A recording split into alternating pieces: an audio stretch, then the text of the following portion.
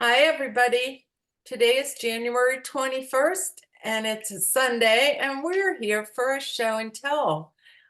These are always such a great way to meet members of our group. And even though the pandemic is over, this is really fun to see your work and hear you talk about it a little bit. We've got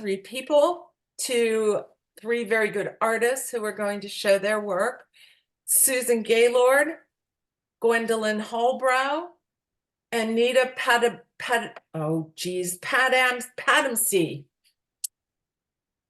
Yay.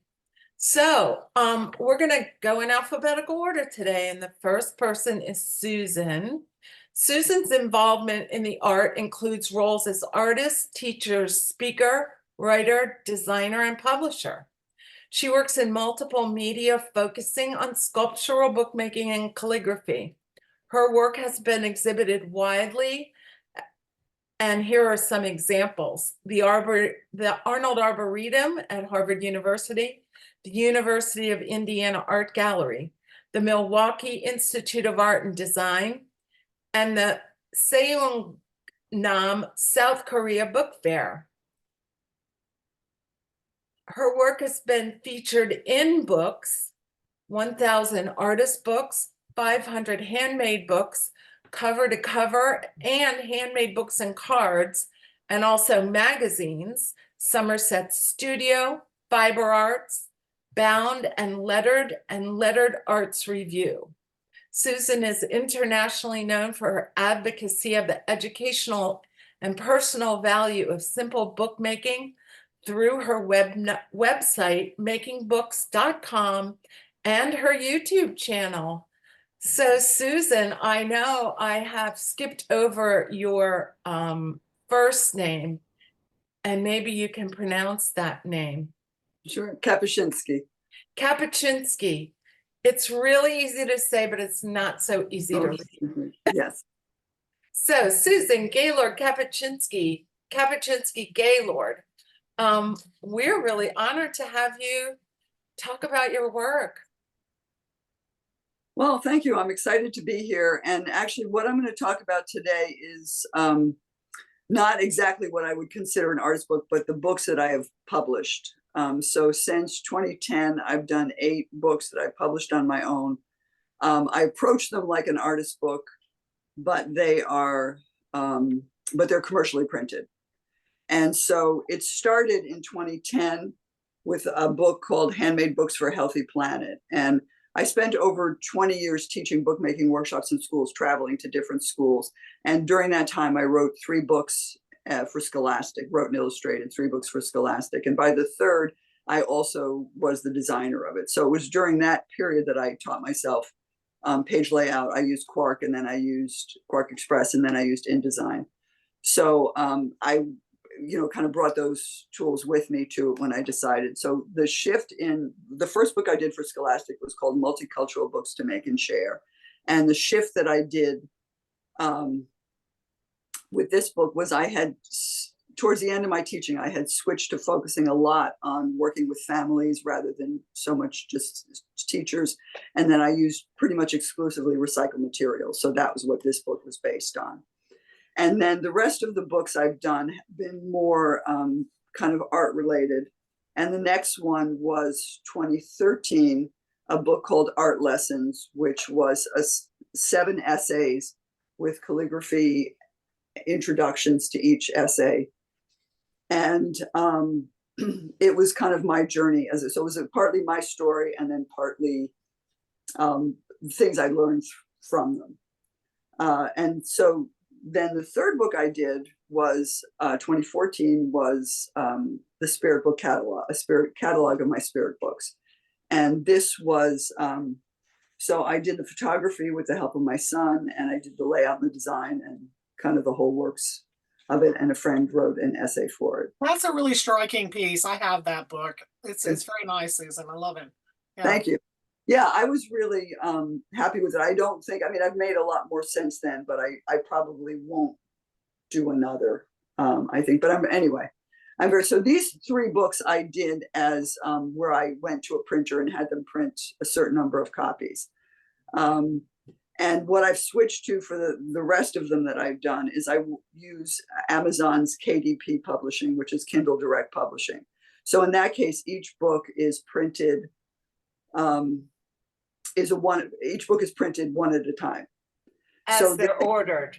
As they're ordered. So what I like about that is if you do a book that's in an edition, you have to, say you print 200 books. When those 200 books sell, you have to make a decision. Do you want to put the money up front to do it again?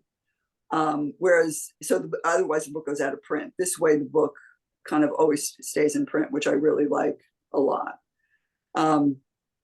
And the next project I did, the one of the things about doing the great thing about sort of publishing books and doing the whole thing yourself is you can do it at your pace, which can be much quicker. I mean, most of the books I do a publisher would never want them. But even if they did, it would be a long process to see them happen. Whereas for these books, I can get an idea to do it and I just can start right on it. So this is a book that I kind of a catalog of artwork I did. And this is what I did after Trump's inauguration.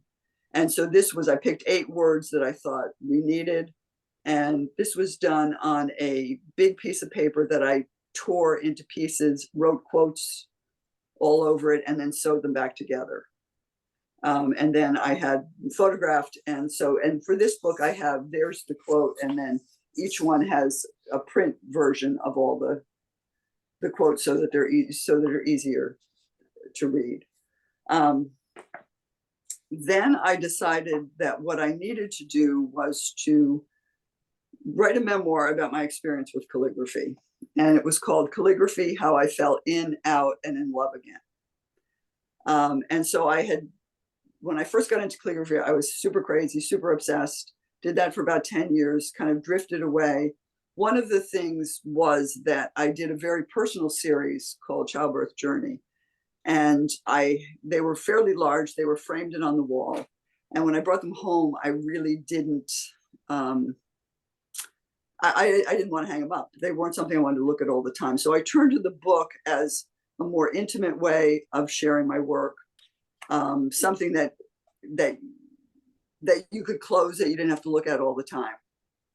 And that that led me into books. And then I spent about 25 years really not paying much attention to calligraphy. And then I came back to it again. And then when I came back, I was kind of less pressured with a lot of the need for perfection and a lot of things. And I feel like I'm doing work that's more my own. But the thing I felt about this book is that I was telling my story, but what I really look at it is like, I would recommend that to anybody and everybody, to spend some time with your progression and your past. And it's kind of amazing what you can learn about yourself and your process in doing that. So that was 2019. Then in 2020, it was the 100th anniversary of women's right to vote. And so I did a small book called Suffragists Speak. I originally thought I would do a book, and then I thought, I'm not going to do a book. And so I think I'll just do a postcard or something like that. But the women's suffrage movement is so complex that I couldn't find one quote that would speak to everything. So then I ended up choosing to do a book with a quote and then some information about the person who said it, and it kind of giving a sense of the history of it in a very condensed version. And this is the one that I did.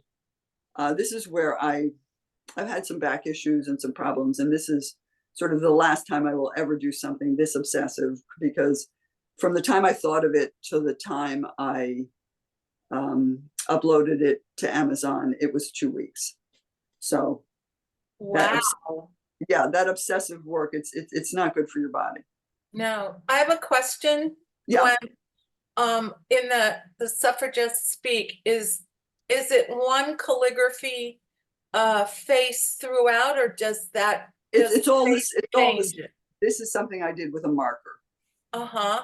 So I wanted something that was that felt like bold and Beautiful. strong. So yeah, so it's the same style all the way through. All the way through. They're Yeah. beautiful. And you converted that into your zine as well. I did it as a zine, and now I've actually taken this and I've actually put them into a poster form as well. Yeah, I was going to add that. Yeah. That Yeah. I have a PDF on my website that you can just Yeah. download for free. I'm kind of at a point now where if I can put things in a format to give them, as a matter of fact, art lessons, I'm working on turning that into a PDF that I can share with art groups, so that people could use it and just. Well, it makes sense. It fits with your social messaging and your kind of socio-political kind of need to gravitate towards these topics. Kind of suggests that you would want to disseminate them and share them and encourage others, which kind of leads to posters and postcards and zines and some of these easier to give away type items. I think it's striking though. I love the visuals of it in that book, and I think that's a nice little piece. I have that piece as well.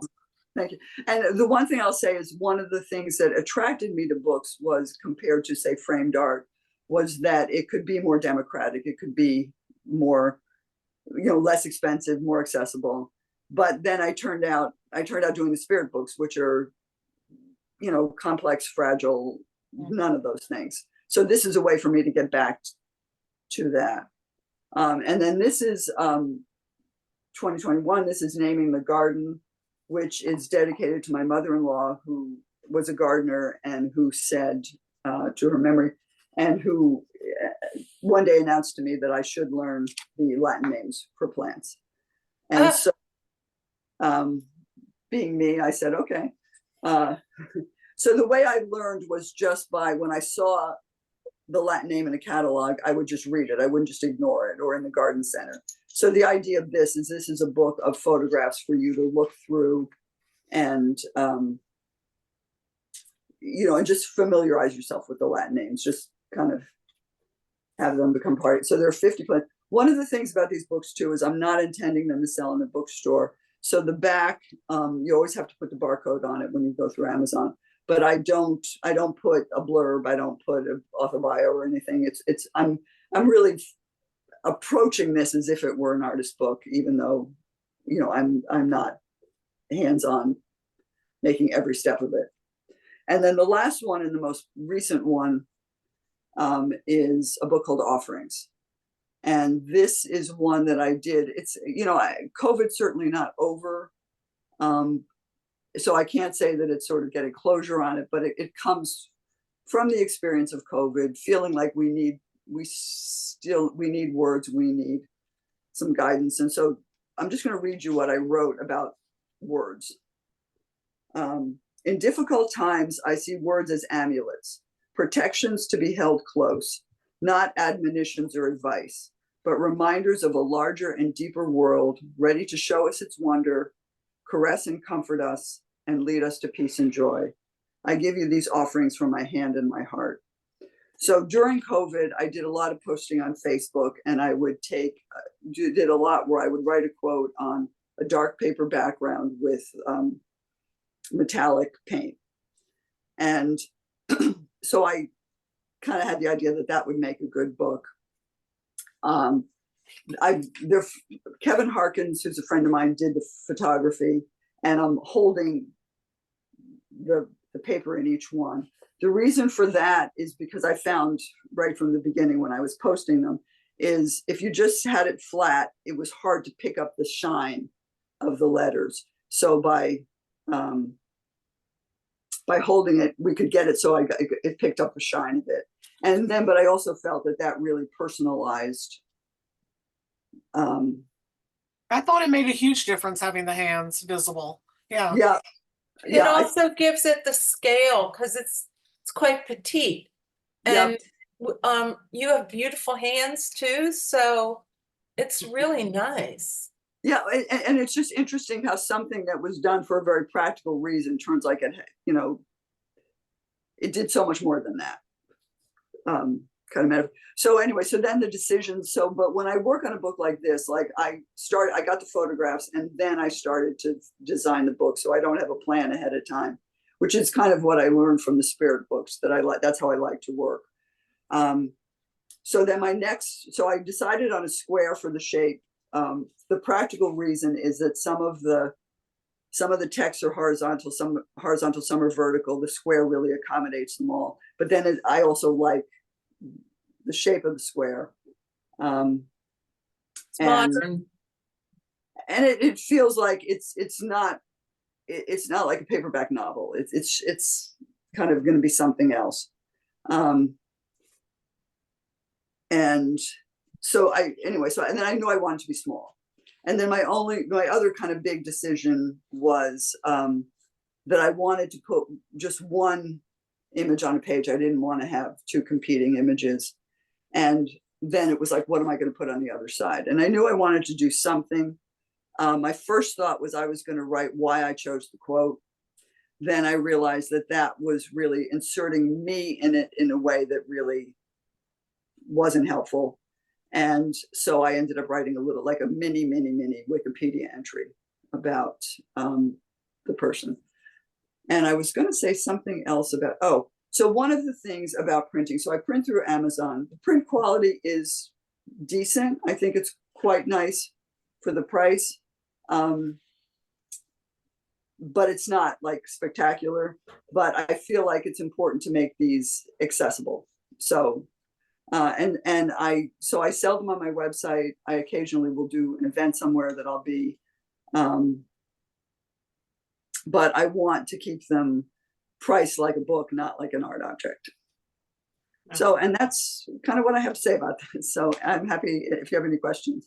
Really terrific. Oh, that's so exciting. So when you say you use Amazon, where is this on Amazon? Does it have a name? So it's a KDP, Kindle Direct Publishing.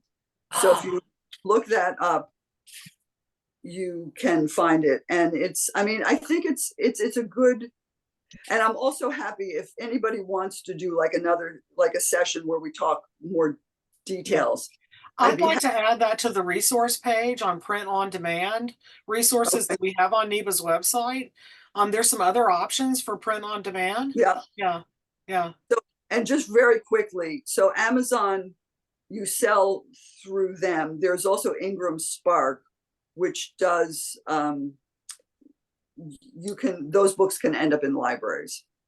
So they're a book wholesaler. So the thing about Amazon is booksellers don't like Amazon, libraries don't like Amazon, but they do use Ingram Spark. So you can publish, and if you have your own ISBN, you can do both. And then there's some other ones that have, there's different reasons. I mean, I just chose Amazon because it is this kind of the easiest to deal with. Or out of the easiest to deal with. Getting through them is complicated, but it's pretty straightforward. And the price is pretty good. And you found that the way that they want the file was easy to you submit it. You submit a PDF, so you need to be able to use some kind of a page layout program. Right. I did a catalog with Lulu and found that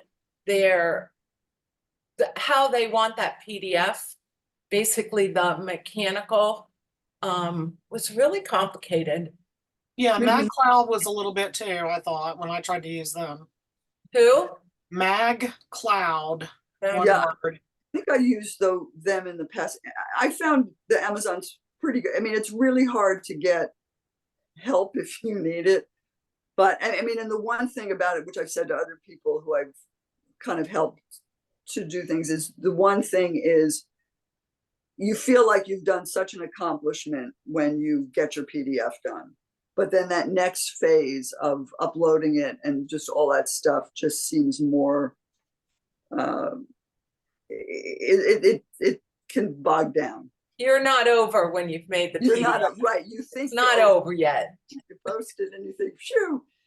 Yeah, like, and then it's interesting. Well, thank you, Gwen. Are there any other questions? Yes, me. Yes. Yes. Could I ask a question? Absolutely. Thank you. Quickly. Yes, I didn't quite understand what the difference was. Kindle Direct Publishing, I assume that you can purchase it as a Kindle online, or you can also purchase it as a paper copy. Yes, you can do either one, and I can't remember. I've done some that I've done both, and I can't remember if That's okay. there's. I think it seemed to me that I submitted two different files, like they were each a kind of a separate thing, but you can do both. The thing is, say if you had blank pages in your book, you would not want the blank pages to be in the Kindle ebook. Oh, that's smart. Okay. Interesting. You know, so I mean, so then I think when I've done a couple as a Kindle book, I've gone in and just made some adjustments. If I had a blank page, I took it out, because you don't want to be turning the, you know, that's not a place you want blank pages. Yeah. And that is why Ingram Spark is automatically does a printout. Why did libraries like Ingram Spark better? Because they hate Amazon. Oh. Well, Yeah, there's a lot of reasons for choosing No. different places. I mean, everybody Ingram- has their own so priorities. Ingram is part of the library, the wholesaling distribution system to bookstores and libraries. So you feed into their setup, you know, kind of like their chain of how they wholesale and do things. Whereas Amazon wants to kind of control everything itself. And so bookstores and libraries tend not to want to deal with them. So it becomes that much more individual. Yeah, you'd have that purpose of not needing to get it into libraries. Right. I mean, you know, I look at these of, you know, and I could do more with making it more of a publishing thing, but I just like, I get an idea, I want to do it, I want it to exist, and then I'm ready for the next idea. So, and if you know, publishers, that's not how you operate. You then put a lot of effort into figuring out how you're going to sell it. So, I mean, you know, I sell some, but I don't put that much. I limit the amount of effort I put into that, because I want to do the art part. Yeah. Well, the way you're doing it is working for you. We have another member, Chantel Zachary, and she does a lot of print on demand, and she uses different publishers. All that she goes across the spectrum, so her experiences is a little bit different. But I like the idea that it kind of fits in with your using recycled materials and nature, and it's just a better way to go than just banging out 200 or 300 at a time and having them sit around. I mean, print on this whole, like, you know, one at a time idea is very nice. And I think it works for you and for the planet. Yeah. And it's also like I'm kind of at a point in my life where I don't, like, I feel I'm somebody who feels a lot of responsibility to things. And like, I don't want to feel responsible to that 200, you know, those 200 books to figure out. It just, you know, so I usually I ordered for my new book, I ordered 100. They came. The thing about Amazon is they pack their books pretty crappy. So amazingly, they come, if you look at when you open up your box, it's amazing that they come in as good a shape as they do sometimes. But you know, so there are, it's not stress-free or totally free of complications, but it seems to work pretty well. And I ordered 100 once and they came pretty battered. So I tend to order like 30 at a time. So. But you can order 10, you can order 1. Right. That's great. Yeah. Well, good for you. Susan Marsh has a little thing in the chat, and she said she wants you to know that she got into bookmaking as a teacher because of you and your early books. So she thanks you, and you've always been an inspiration to her. That's so nice.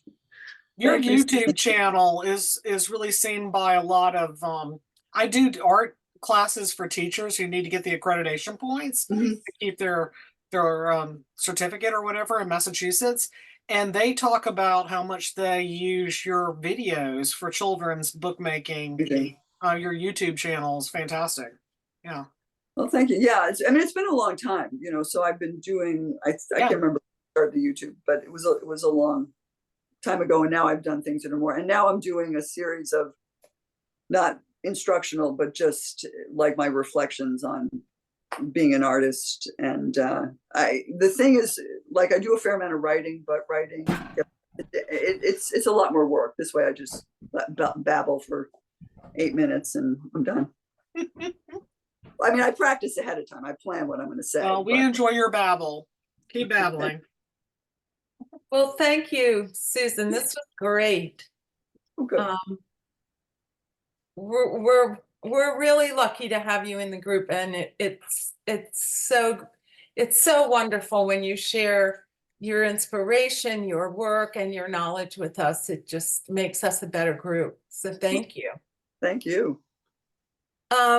Gwendolyn Holbrow will be next.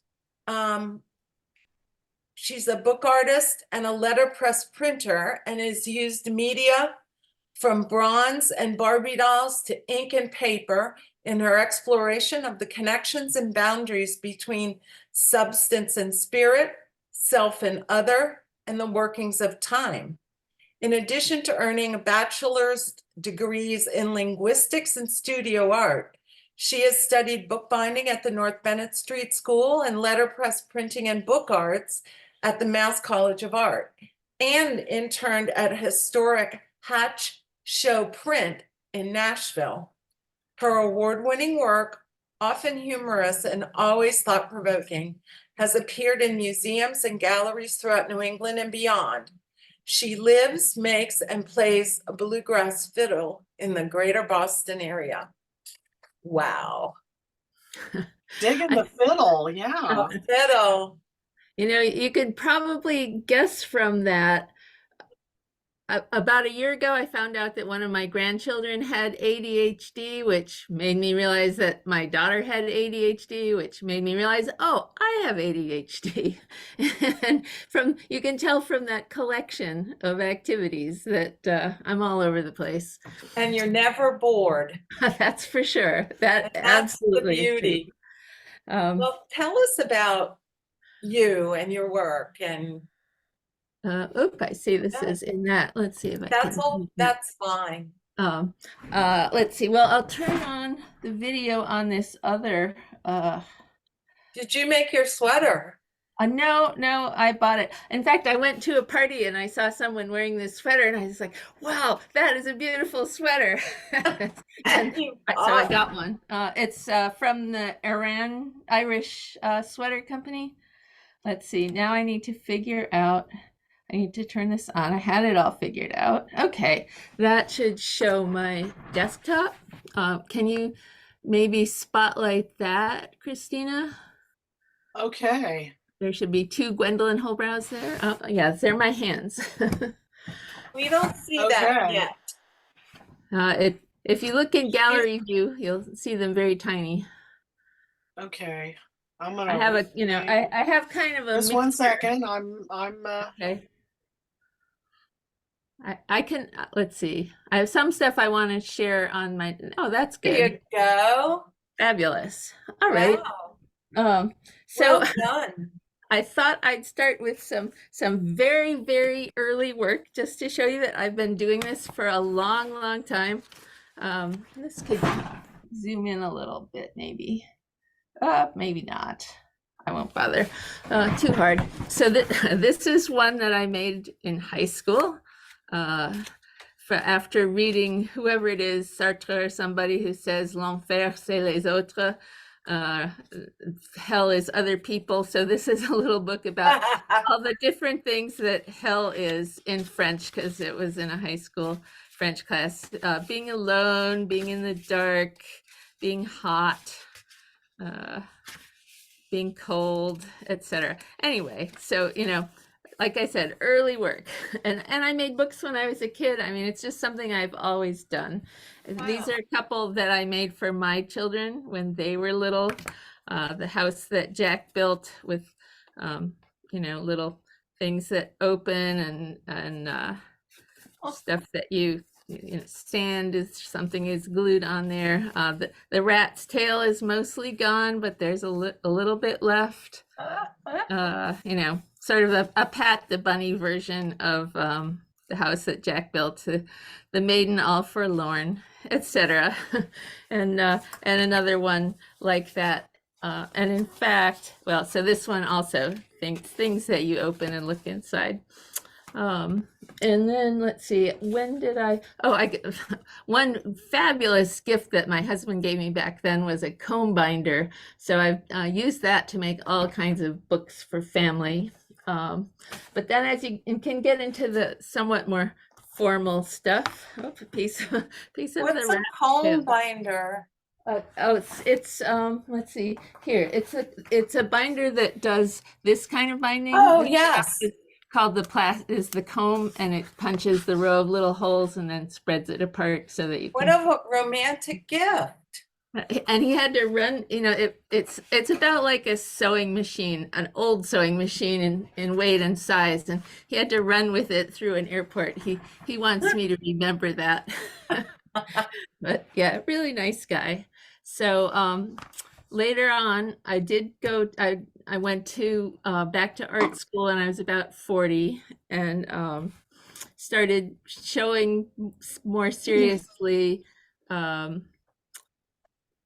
I did sculpture. I did a lot of sculpture, and as it says in that little blurb, I was casting things in bronze, and I had a Barbie period where I did a lot of things with Barbies and made a giant Barbie doll, this and that.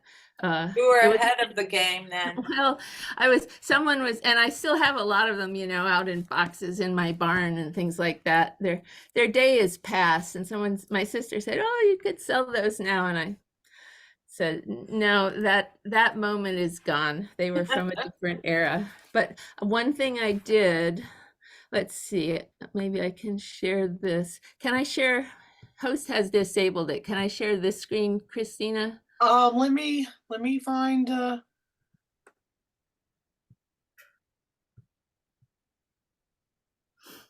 you should be all set.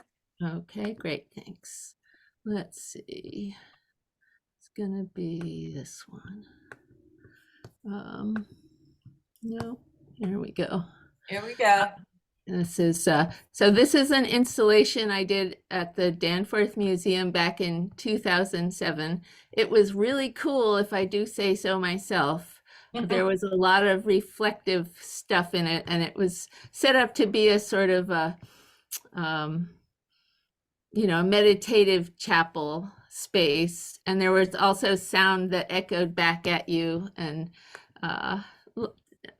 so this particular book that I'm holding now on my other screen was part of this, and I just wanted to show it in its original place. So this was such a great space.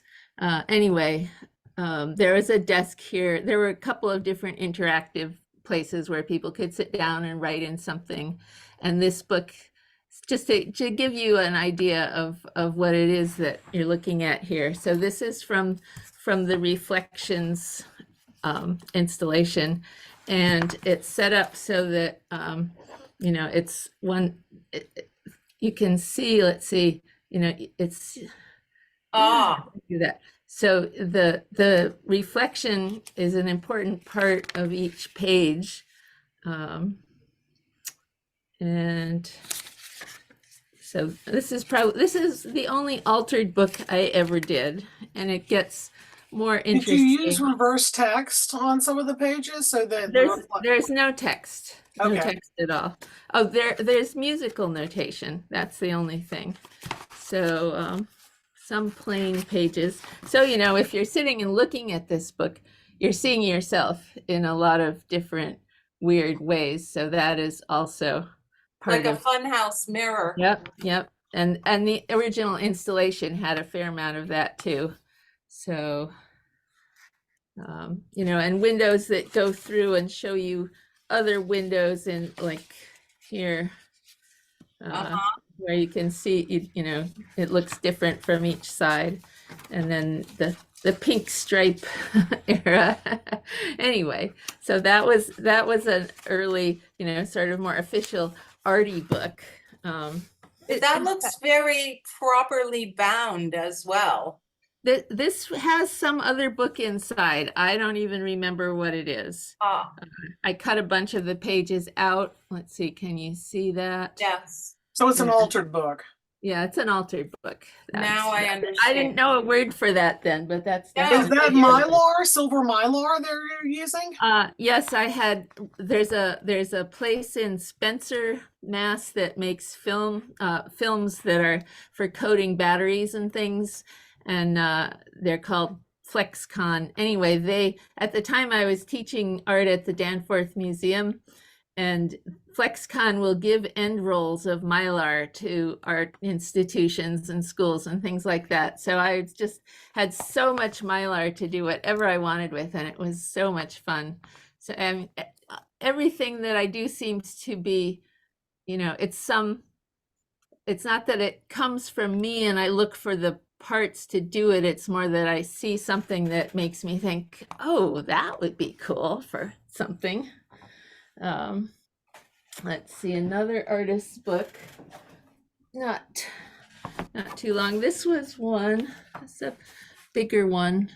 An old and dear friend of mine who died. This was a memorial book that I made to her, and I really love this one. This is my friend Coley. So it's all made of Dover clip art from 19th century engravings, but this one is, I love this one. It's a history of her and our friendship, and it was a great way to process that sad event. So how was that printed? Was that on letterpress? This is not printed. It is just collage. Let's see if I change the light so you can see the shadows and edges of things. Okay. Each piece. So there you can kind of see. Cut out and glued. Yep. So where's the original content from? I wrote it. Okay. These The are images, where'd they come from? the images are the Dover 19th century Dover clip art. I had the books. I just cut them right out of the books. This was Okay. back before everything was on a, now it's not even on a CD, it's online. And I did scan it all in and make one copy of this for my friend's daughter, who was also a friend, and it was stolen from her. So I think I'm going to have to make another one, but I'm flattered that somebody wanted it. That's sad that you can help yourself feel better about it by thinking in that terms. I think it was taken by somebody else who cared about this woman also and who wanted it for herself. Wow. So this is another collage book, A Firefly's Diary, and a lot of it is just about the paper, but there is a story here, a story of few words. The words are all just cut out of newspapers. Today, a little frazzled. Frosty day. Today, quite simply a strange day. Sensitive day, dazzled by headlights. On this day, problems. Can't forget the weekend, pure folly. Ill, serious illness. Found out the remedy, I need a break, need light. This week, played in the sun. Tomorrow, racing day. Gripping action, tense, terror, sky, sky, sky, unforgettable day. Yesterday, just perfect, the following day's entry. All this week, precious. Today, peace of mind. Celebrate the day and the night until dawn. And so this one I published on the Amazon publishing platform, and this one, just as Susan did, is available on Amazon in a square format because they didn't have a good horizontal format, and I had to mess with it a bit. But and this is not the first book I put on Amazon. It's the only artist book type book that I published there, though. I have another one that is kind of a little history. My husband is from a Slovak background and lived in a little Slovak settlement in northern Wisconsin, and it's a very unique and interesting place and society. So I wrote a little book about that, put it on Amazon for family, mostly other families. Everybody up there had 10 kids. There are a lot of them. So, but every so often, and that was 15 years ago, maybe. Every so often I get a check for 50 cents from Amazon if somebody buys one somewhere.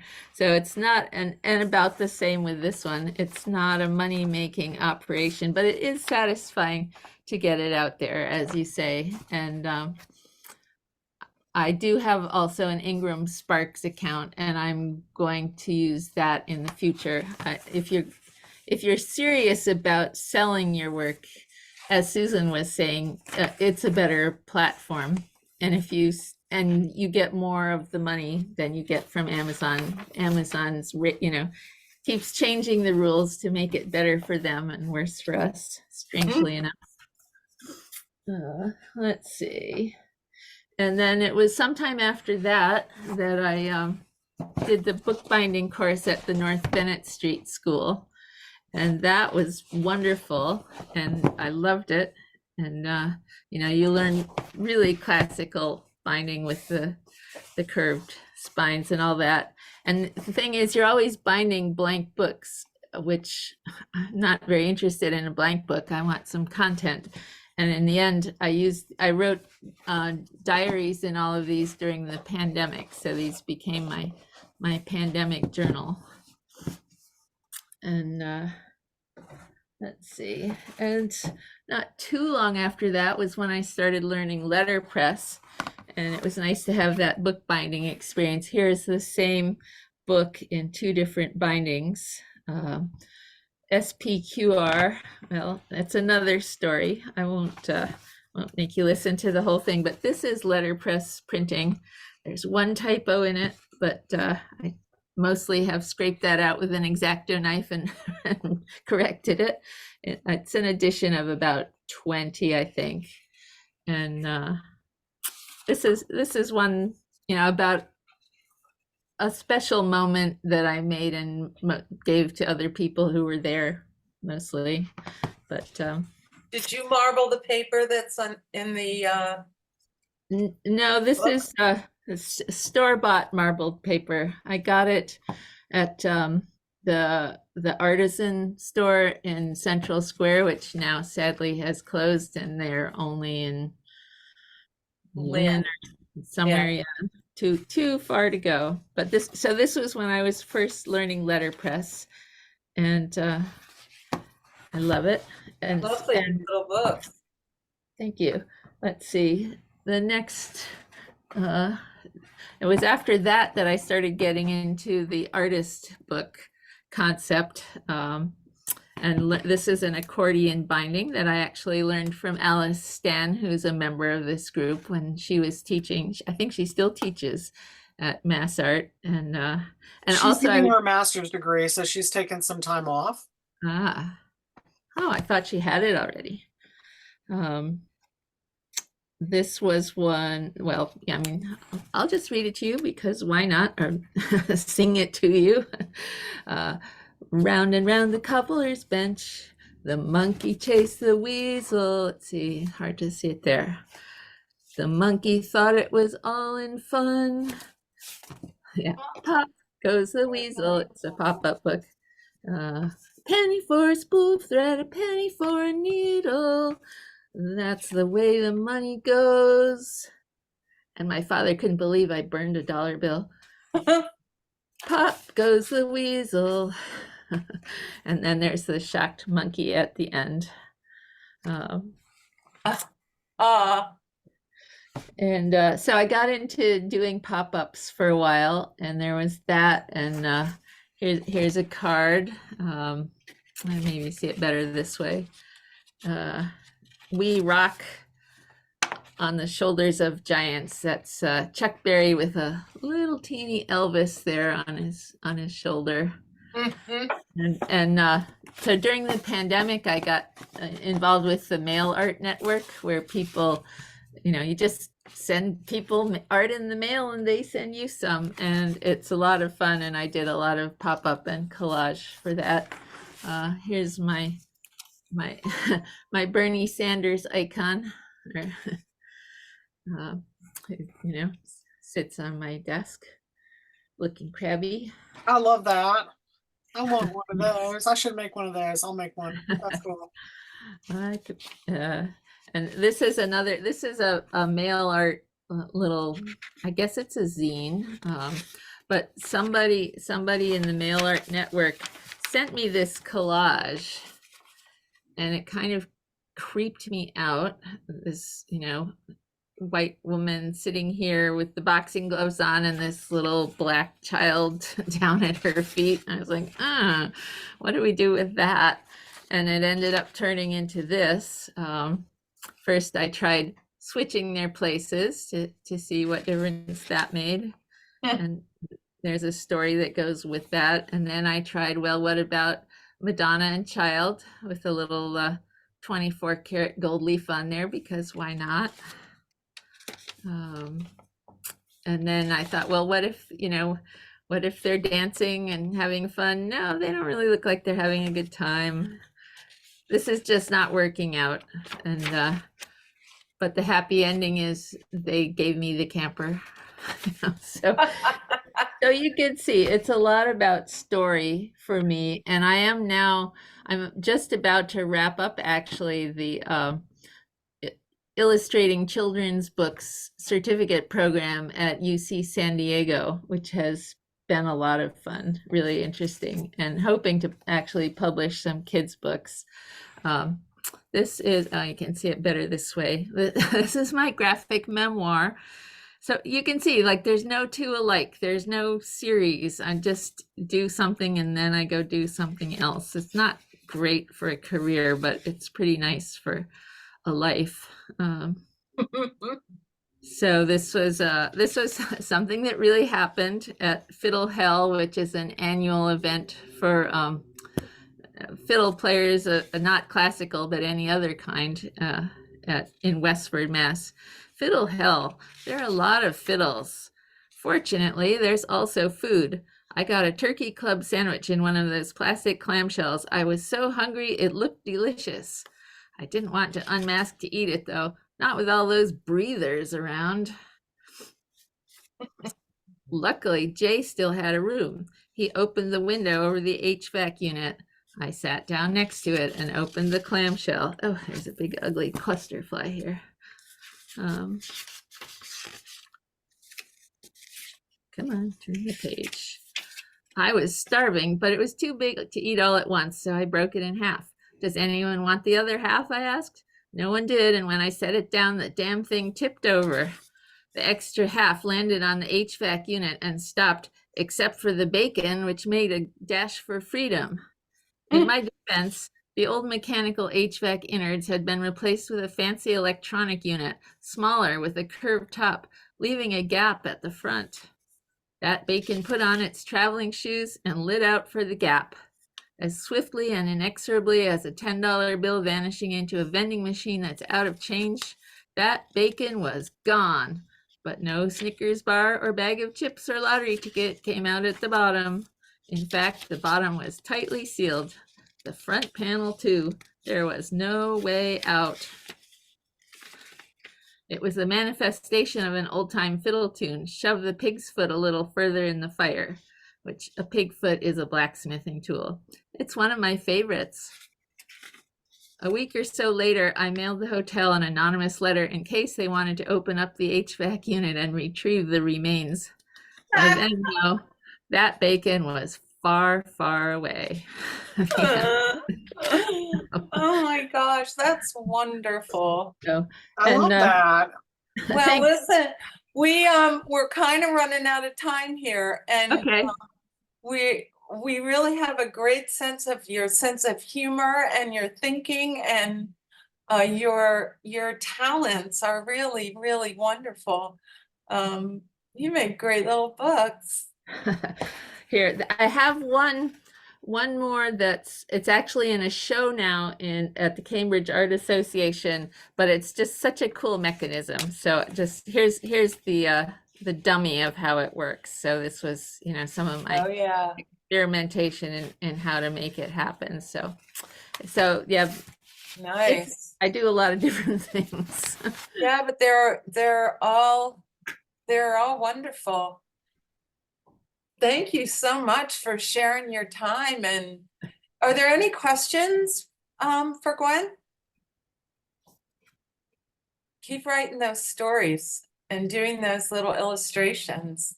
Good luck with your next educational foray. Whatever it may be. Oh gosh, there's another one I meant to show. Oh well, another time.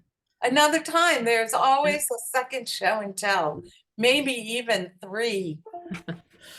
All righty. Well, we're going to move on to Nita right now. And let me read a little bit about Nita.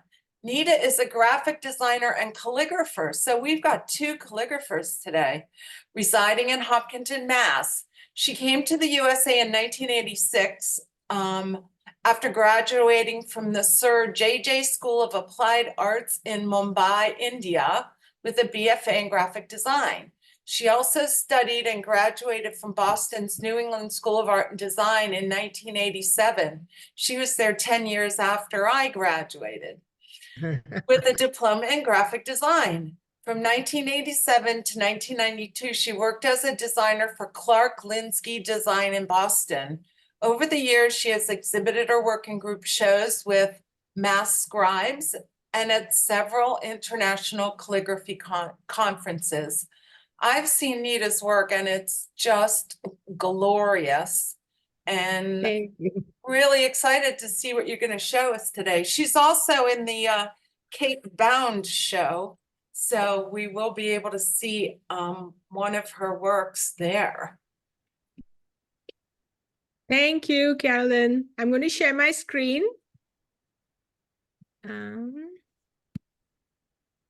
While she's doing that, Nita and I met in a class at Concord Art. We were doing a Jumshi class with Anya Gilmore, who's another member, and she made some really neat stuff. She's a real good designer.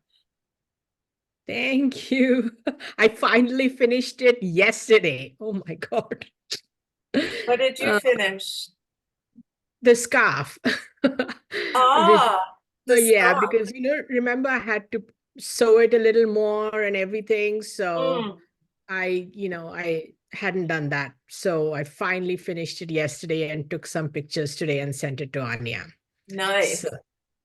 So can you see my screen? Very well. It's beautiful. Okay, so this was my first Coptic bound book that we made in like a get together. It was this a member who is she's a doctor and then a PhD, and she is very, very technical with everything. And she taught us how to do this Coptic bound book. We struggled to understand, but so this Coptic bound book is decorated with Indian handmade paper. And the calligraphy on the first one is done with just regular pencil, just the regular pencil, and the blue is colored pencil, and the wave and the dot. It kind of, I said to myself, I decorate the pages first and then, do the calligraphy. Usually I do the calligraphy first and then decorate, but I said, let me try this. So I decorated a bunch of papers and then I just got different quotes and I started writing them. The second one is done with a folded pen. Now, just a little about me, my true passion is the love of letters, calligraphy, drawn letters, and everything in between. I joined Mass Scribes in 1988 and took several classes. And then I was workshop coordinator for a few years, where we had Susan teach a book making class. Elisa and I had Susan come and teach, Susan Gaylord, and it was so much fun. She taught us how to make like a little pizza book. I still have that pizza book. I don't know why I remember that book so much, but it was really nice. And then I took a class in 2011 with a calligrapher. It was a one-year course, Reggie Zell, if anyone knows him. And that's where I made my first Japanese bound book. So I am a novice compared to all you guys there, especially like Gwendolyn and Susan, who've been making books for years. I'm a newbie to making books. So, but I just, I love doing I love paper and I like cutting. So I thought, oh, making books should be fun. These are two other pages again done. The word gratitude is done with a broad edge pen, and then the right-hand side is done with a fine liner. And the one at the bottom is also done with the broad edge pen. So this is a book I made after I took a class online during the pandemic, and this teacher was teaching italic and its variations. And so I went out and got a bunch of, envelopes from Paper Source, and wrote different quotes in all the different styles that he had taught, and then put like a book together, glued the flaps together. And then in the back are images of all the lovely flowers that used to grow in my old previous house. I now live in Hopkinton, but I used to live in Westwood. And we had a huge garden and about so many roses and so, just tons of flowers. And so then I got stamps from the post office. And then I just got these, from a stamp online place I got, so it looks like as if it's an actual address, and the name of the author is written where the return address usually is. So that was a fun project. That's beautiful. Thank you.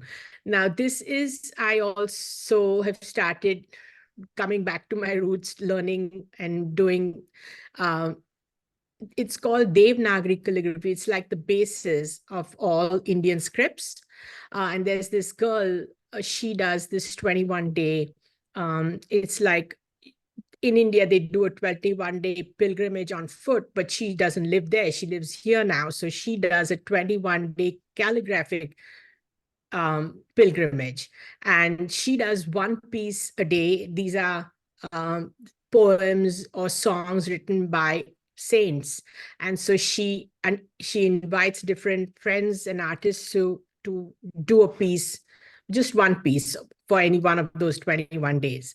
So the one on the left I did in 22, and so all cut paper, other than just and the writing. And then on this side, it's all done in fine liner and markers. And on the right-hand side, it looks like a necklace, but it's a rosary, but it's made of the holy basil seeds. And so obviously I didn't have time to draw that. So, and it was supposed to be submitted digitally. So I just put it on there, took a photograph and sent it to her. So that was a little cheating, but. Oh, I think it's actually better to have that photograph there. Yeah, it has the lovely 3D look and that shadow. Yeah. So, it kind of It looks makes like it more mixed media, which I think is nice. And correct.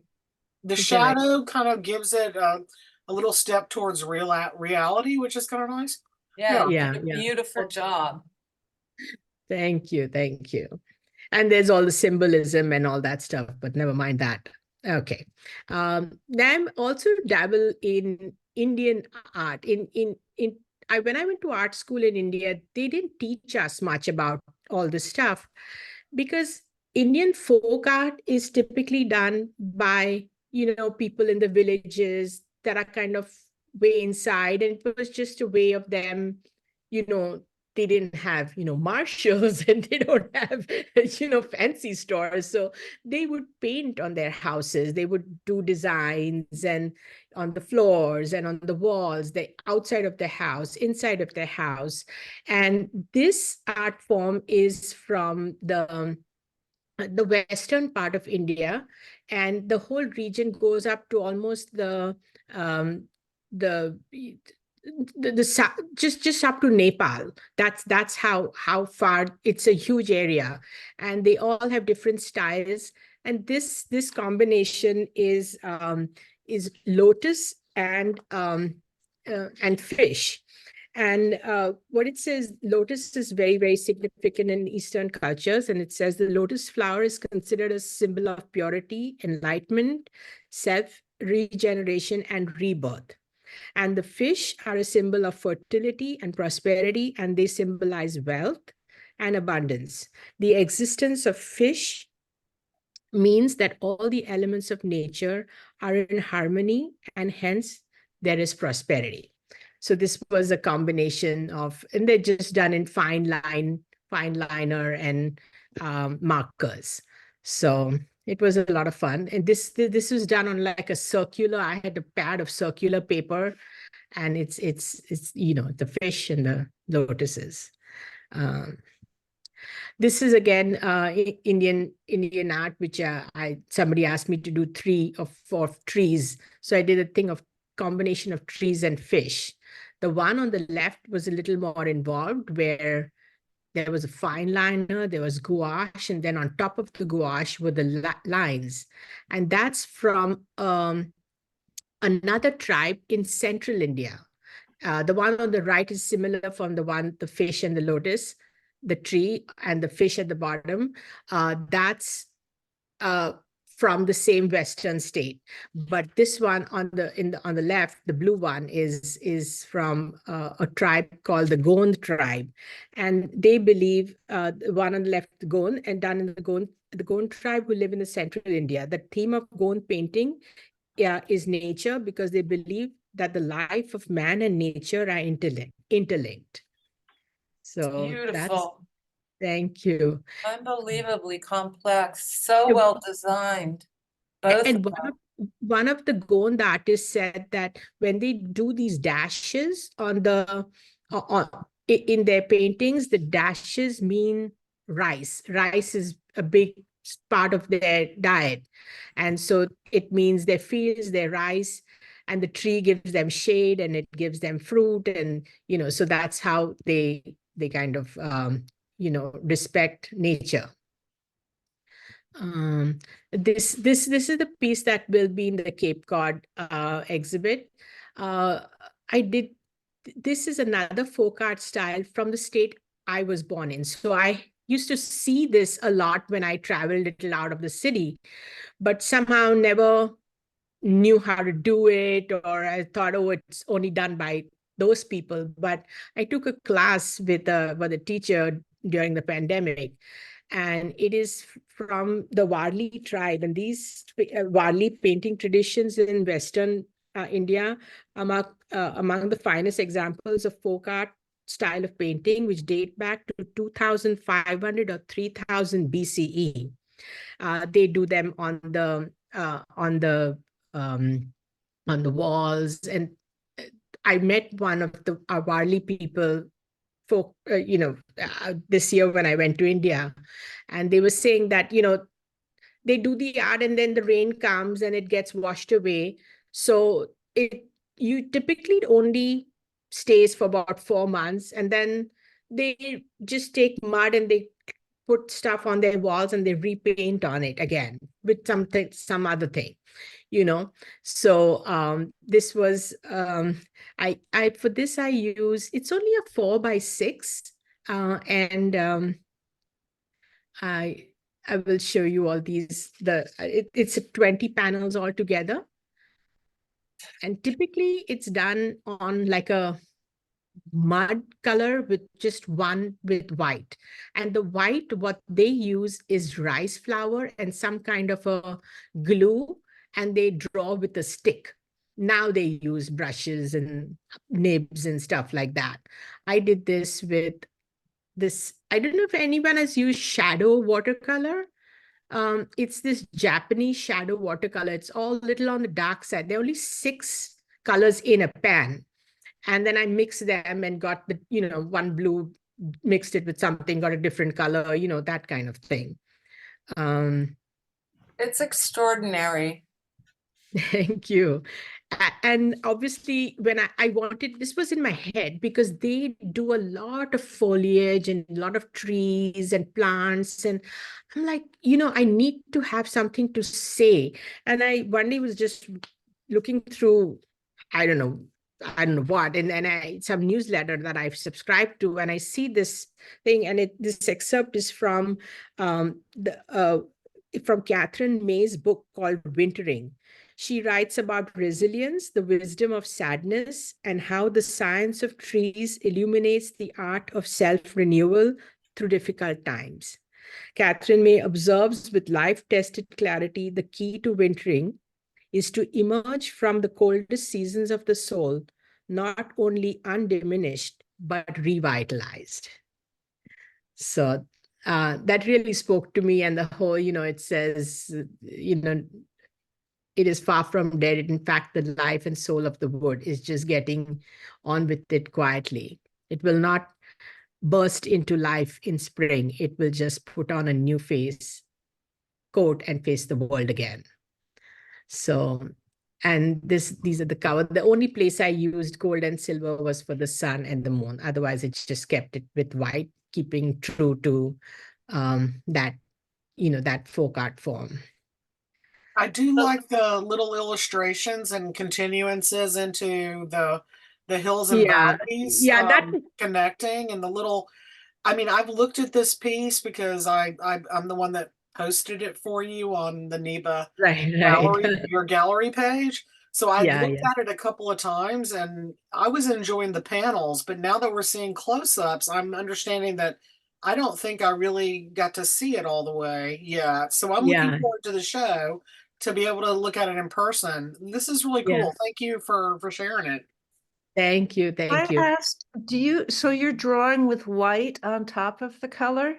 Correct. Now, that was very tricky because I thought I could, cut corners and use and use one of those white pens, but the paper is khadi paper, which is made in India, and khadi is what, Gandhi started as the movement. Khadi really means hand spun, but it became more than that. It became a movement for freedom for India from 400 years of colonial British rule. So then I hadn't treated the paper. I had only put the blue, the color. And I'm like, oh my God, this is just sinking in. The minute I drew something, just sunk in there. So then I made a combination of white gouache and what's it called? Dr. Martin's white. And I used a pointed nib to do that because it was so small. I could have used a brush if it was bigger, but I wanted the details. And this paper is so rough. I'm like, I should have chosen something smoother, but I wanted it on khadi paper for that reason, because it was also paper that was, made in India, and it's made from full cotton rag. There's something, the fact that the paper is so rough and the illustrations are so fine, and your calligraphy is tight and but still free. It's just all comes together in such a surprising way. Thank you. It was like a passion project for me, between that connection to that art, because it's from my state, and the words that, so, and I wanted to do it was swirling in my head for over a year, I think. And it's the first project I did when I came and moved to Hopkinton. So it was fun. It was fun. Yeah, really beautiful. Thank you so much. And this is a book actually, when Anya was doing the Freedom Project, the exhibit in Poland, she asked me, will you participate? I'm like, sure. And so I thought, I guess, people could take anything they wanted, any freedom, like whether it's personal freedom, political freedom, whatever. And India had just celebrated 75 years of independence from 400 years of colonial British rule. So I said, maybe let's try this one. So this is the cover where you see the orange and the green and a little bit, and it looks like letters. So that is the word independence or freedom. Sorry, not independence, freedom in Sanskrit. It says Swaraj. And there was the big Swaraj movement that Gandhi started. And, that's how, with nonviolence. And it was almost a history lesson to me that I went back to reading all Gandhi's words, and what he thought of was, what he wanted for India. I wish the present government would understand that too, but I'm sorry they don't. So anyway, I don't want to go there. What a beautiful book. Hey, thank you. And so what part of it went to Poland? The entire thing. Actually, I had done the book. And this friend of mine who lives in Chicago, she says, well, how about you do a case for it? Because, if it's going to be traveling. So I had never made a case in my life. So I went on YouTube, thank God for YouTube. And there was this woman said, you can go on my website. I can't even remember her name. Go on my website, download the PDF, the worksheet, fill in the things. And then she says, you have to reduce the fractions. And she said, if you have to do this and then reduce the fractions. If you've forgotten how to do that, here's a refresher. I was like, oh my God, I should have paid more attention in math class. But anyway, I got one of my daughter's friends to solve it for me as a math major in college. So he solved it for me. It was hilarious. It was a fun project. But this is the whole book. It's 82 inches long. I used paste paper and for the orange and the green, and the center part. What do you call these books? I'm not even very good with structures. Each layer is a little shorter, and so there's a little bit of space. Yep. And I don't know, what is it called? It's a layered accordion. Okay, layered accordion. Okay, so there we go. So layered accordion. And then the biggest size is the longest, the orange one is 82 inches. The next one I think was 66. And I hand cut that entire thing. It's about 66 inches and monoprinted it with the year India became free, 1947. And I made prints just on my printer, and I dampened the paper, and I just did monoprints of that. And those are all architecture pieces in India, ancient and new, to show that, this is the dawning of new India. And each panel, Gandhi used to he published a newsletter or a little journal every so many weeks called Young India, and I picked different things of what Swaraj meant to him, what he thought, how Swaraj was for the poor. And this writing, I went online and looked for Gandhi's handwriting.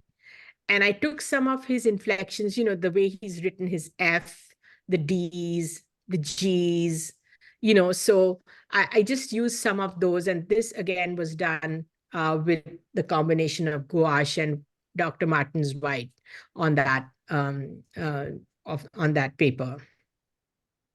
And no majority rule, freedom of expression, how to achieve the freedom, and the genius of our civilization. So that's it. Absolutely remarkable. Just beautiful. Beautiful, fabulous. Man, Thank you you. have good handwriting. The digital kind of, not the digital, but the like visual kind of effect of the layers and the shadow play of light that hits it. It's very pop-up-y, but not at the same time. So I Yeah. think you did a really great job on that one. Love it. Oh, yeah. Thank And with the Thank you so much. newspaper copy and all, just you nailed it. That's really gorgeous. Thank you. Thank you. I was sometimes nervous. It really works in your head. All projects work in your head so well. When you finally have to, the gluing, I think, was the worst part.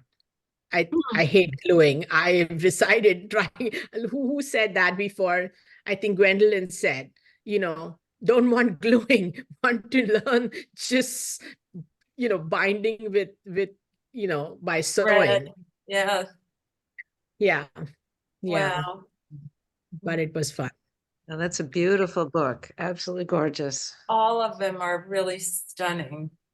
Thank you. Stunning. Thank Keep you so making much. them, girlfriend. They're beautiful. Now attempting something with sewing. So let's see. Let's see. Yeah. Something. Yeah. Why not? Yeah. So Wow. thank you so much for listening, and thank you to all of you. And Totally enjoyable. Yeah, lovely. Thank you, everyone, for being here and sharing your beautiful work with us, Gwen and Susan and Nita. We're you. just, to have all three of you in the group and sharing is just inspiring. It's so inspiring. And I think that's the big part of this, the big takeaway with our show and tells. So if you haven't done a show and tell, please contact me so we can fit you in. We have a couple of slots left, and we want to continue doing these because they're really gorgeous. Seeing your work. Thank you. Thank you. Sure. We're right. going to have a bonus show and tell on, I believe it's Wednesday, February 21st at noon. So you'll hear about this either in the calendar section of the website on the calendar page or in the newsletter coming up on February 1st. Then we're going to have our pre-scheduled show and tell for the Posted with Love Valentine's card exchange results. Giving everybody big Valentine hugs, and then I'll take some photos of all of them, and that way we can, hopefully all the people that did it can share like their technique and their thoughts, and we'll look at some photos and get together. So that should be fun. Do we have what dates are the slots that are available on? Do you know? Hold on, I can get those. Give me a Maybe we should add those to the newsletter as well. Just to make sure people know when because I think some of the dates are filled. But we have lots going on. We have a lot of shows coming up and exciting things. The zine scene, display cases in public libraries throughout New England is starting to kick into higher gear. We're going to do one at the Jamaica Plain Public Library coming up for the month of May. I'm hoping to talk to the Natick. It's called the Morris Institute. It's the public library in Natick and Wellesley as well. And I was going to ask again to talk to the people at Epsom, New Hampshire's library, which I've just started the discussion with them about doing one there as well. So if you want to spearhead that, if your library has a display case and you want to offer a zine workshop or get some interactions going on with your public library, let me know, because we have like a little set of information that makes it easy to just go in and set it up for you. Can you let explain us what know. the zine? I've never done this zine. Zines are little micro magazines, and our group is usually, there's a lot of different ways to go about it, but we do a single 8.5 by 11 printed just black and white on a Xerox machine that you design. We do the summertime swap. We've done 4 swaps so far. And the zine scene is SEEN with fun googly eyes. Is our little NEBA presentation about how to make zines and some of those, all the zine collections that we have. And we usually offer a free workshop in zine making to go along with our presence at the library. It's usually a display case concept. It's like an exhibit, but it's petite. Okay. But we're outreaching. We're trying to get people making more zines and having fun. Yeah. And getting people to know who NEBA is.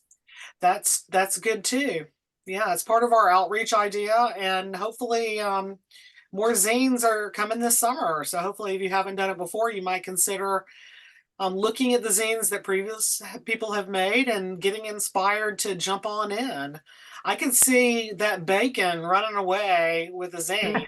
Easy. Oh, totally. You know, I actually made it into one. I was thinking about doing the exchange, and Yeah. but when I put it in black and white, it just died. So Well, you could make a note saying this is the Runaway Bacon coloring book edition, and you're giving it in black and white, so your recipient can add the color.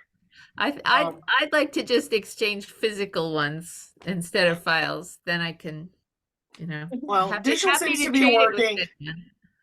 We've had a good time with the digital distribution and the management of it. If we have like a huge volunteer force behind it all and people want to spend money, we can do a physical swap. But I think we're going to continue with it digitally because it just seems to be working out well. Anyway, we'll talk more about that in the next few months. You'll hear a lot about zine making coming up. So the 2 dates that we have open for the show and tells are April 28th and May 19th. We have a start on them, but they each have 2 slots Okay, open. great. So there's 4 openings.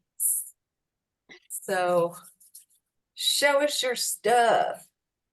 Say that again. April 24th April and 28th 28th. and May 19th. They're Okay. all Sundays at 5 p.m. And what about after that? We have June 23rd. June is me, and it's introducing and studying and hearing all about and getting good ideas for designing zines. So it's like the one that we do to start up the swap for the summer. So it's like we call it the Zine Zoom. I see. The Zine Zoom number 5, and it we take off for the summer, so we'll begin show and tell in either September or October. So do you do anything in July? Not really. We occasionally will throw out like a notice about some kind of fun like field trip potential or something like that's happened suddenly. We will be doing some promotion because Building Books 2, the second incarnation of Building Books, will be at Twiggs Gallery for the summer. And so we will be having a show that's happening during the summer months. You're going to hear the call for entry for that on in the March 1st newsletter for how to submit to that again. So we will have some activity, but not like officially doing show and tells. Or meetings, members meetings, we won't have either. We don't have board meetings usually over the summer either. So we just kind of take a chill pill for the summer. I'm curious, do you want people from overseas As to members, I guess it is a members thing, isn't it? Yeah. It's okay. a members idea, yeah. Never mind. Okay, thank you.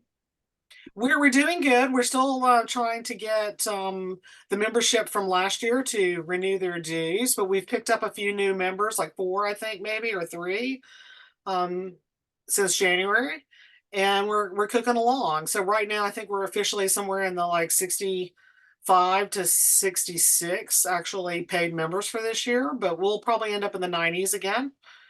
Yeah. Yes, so our renewal is yearly in January.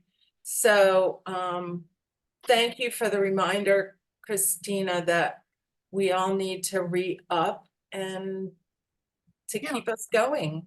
If you feel like you maybe forgot that you did it or not, you can ask us, and we'll be happy to let you know. Yeah, we're doing fine. Everything's cooking along, and we're having fun. Oh, Christina, before I forget, when I went to pay, I think the PayPal link needs .org on the end. Just It has it on there. It's an email address, and yeah, we have but 2 different email addresses. It didn't work, and when I went and because it didn't have it on it, just check in the newsletter. Oh, Maybe it it's did. there I was now. looking in the newsletter.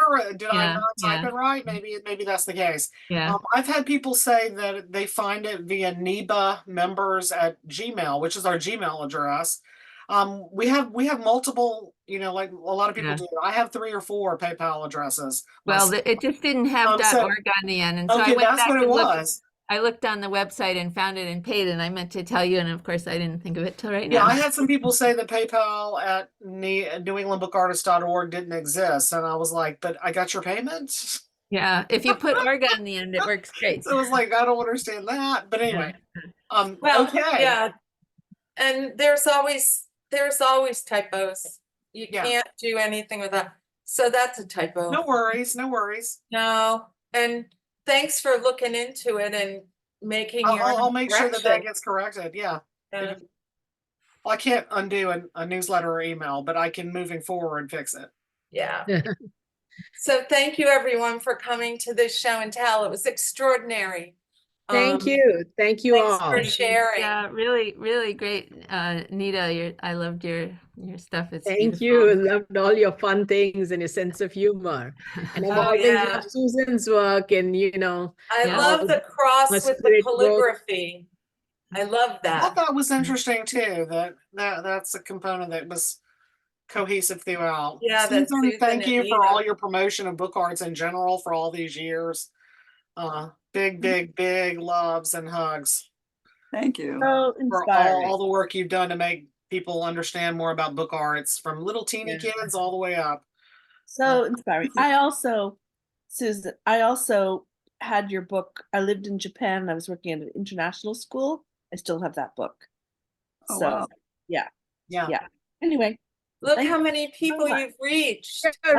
Your reach is so far and wide, Susan. Yeah. And the Thank you spirit so books, much. obviously, they're just like, wow, striking. So Asia Okay. and Australia, because that covers where I was, and North America. You probably could count the continent, Susan. That's great. Yeah. And well, this year is 2024 is 25 years so that I've had makingbooks.com website. So Been very Wow. busy. goes back. Yeah. Thank you, thank Yeah. you, thank you. Fantastic. Well, thank Fabulous. you, everybody. Okay. Thank you. This was wonderful. Thank Kisses. you. We'll Thanks for see bringing everybody in. soon. Bye now. Bye-bye. Bye.